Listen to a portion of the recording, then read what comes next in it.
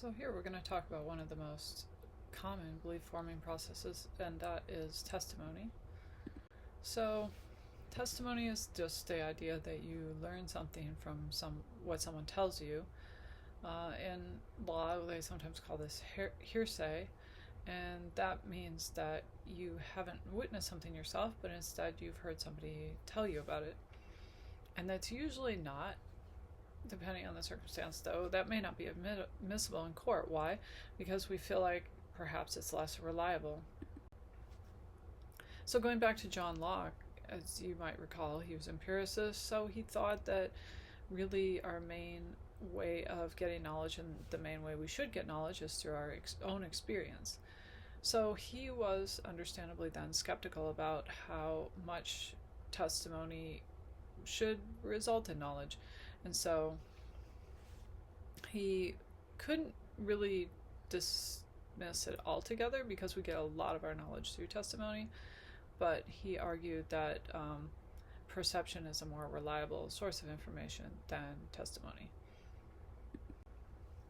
If you are using testimony, according to Locke, you should take these 6 factors into account. So the number of people testifying is important because the more who agree, the better. The integrity of the testifiers. Are they people who tell the truth generally? The skill of the testifiers. Do they know about what they're talking about? Or are they talking about something they really don't know anything about? Their intention. So you might want to consider whether they are trying to deceive you, if they have a reason to deceive you, or they have a vested interest in some particular piece of knowledge being true. How consistent their testimony is. That could either be the consistency of the testimony of the one person, or perhaps a number of people testifying, whether they're consistent with each other. And then contrary testimonies, which leads into that second point, which is, are there people who are saying the opposite? But even with these factors taken into account, Locke wants to say that we don't have knowledge about, in most cases, about anything we haven't directly experienced. So we might have an opinion about it, maybe we're even right, but we're not going to have knowledge. So you think about this and you realize how little knowledge we would have if we really did not take testimony into account. We might not know when our birthday was, for example, because we experienced it perhaps, but we don't remember it. So the example that Locke gives is an interesting one, because he gives the example of the king of Siam, which is Thailand, rejecting testimony from a traveler that he trusted, because this traveler told him that Europe sometimes becomes cold enough for water to freeze solid. And Locke argues that even though the king's belief that water can't become solid was wrong, he was correct to reject the traveler's testimony. So this traveler is supposed to be someone whose reports had been reliable in the past, but given that he was only one witness, and the tale was so contrary to the king's own experience, since the climate of his own country was never cold enough to freeze water, the king was correct to reject this piece of evidence, or to reject the traveler's testimony. So when a claim comes completely counter to our own system and beliefs, we're right to be skeptical, according to Locke. So one way you can talk about testimony, however, is to reduce it to other sources. So in other words, if you are relying on testimony, you're really using your perception, right, to hear somebody talk, or maybe see them talk in sign language, or however you're getting it, or reading all the ways that you can get testimony.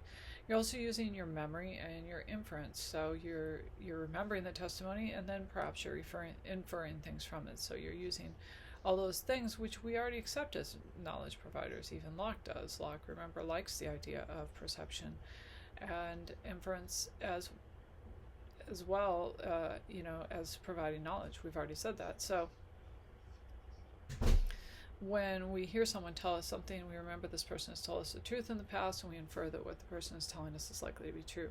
So according to reductionists, then, testimony is reliable for this reason. So for a global reductionist, though, so how are we going to justify our reliance on testimony? For a global reductionist, we can justify our reliance on testimony in general.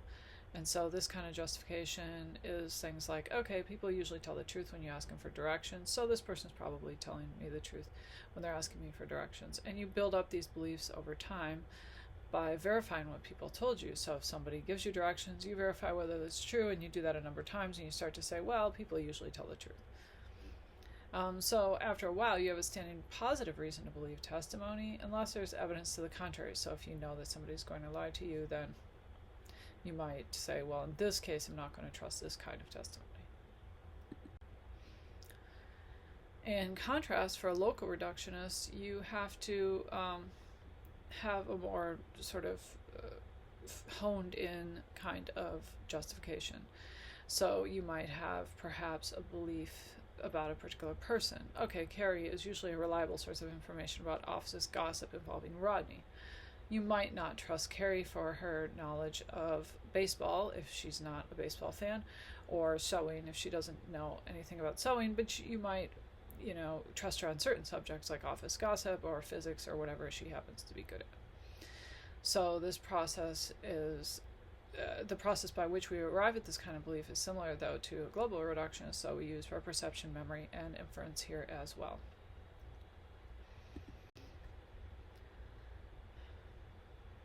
So it is important to note, though, that on either kind of reductionism, it doesn't imply that we know everything we've been told.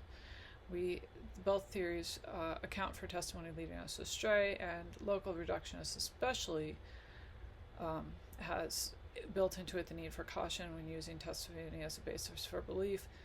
So if you're talking to somebody, for a local reductionist, if you're talking about somebody you don't know, and you don't know very much about them at all, and you haven't asked them things in the past, you might have more skepticism when dealing with their testimony than somebody else.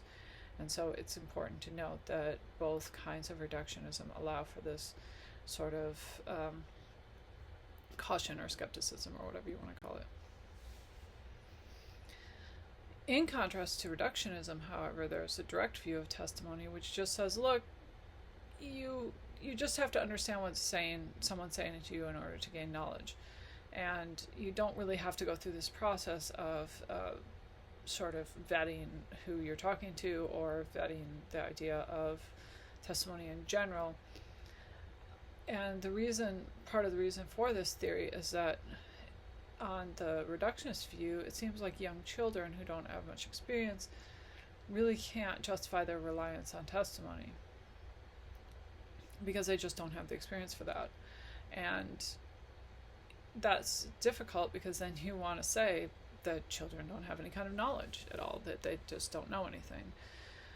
Which, I suppose you could say, but some people see a problem with that.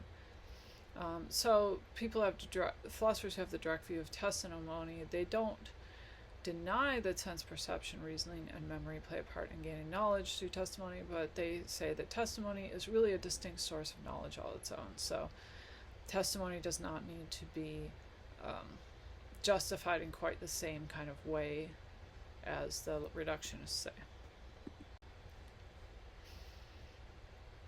So another interesting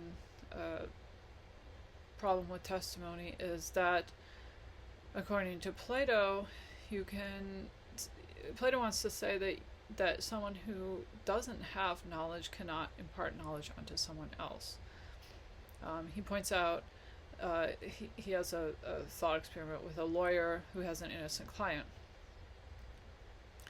The lawyer doesn't know whether the client is innocent or not, but still manages to convince the jury that the client is innocent and didn't commit the crime.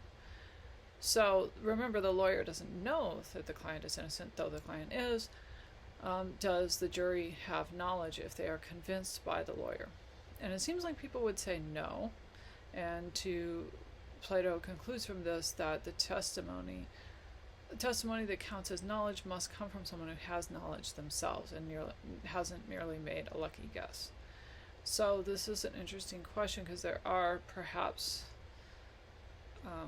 situations where we do think we get knowledge from people who don't have knowledge. If you think about a teacher who really doesn't know a subject but can sort of parrot what they're supposed to be telling you,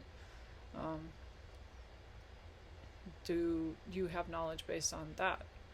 So can you have knowledge based on just somebody making a lucky guess, even if it's correct? And it sounds a lot like the Gettier problem, right?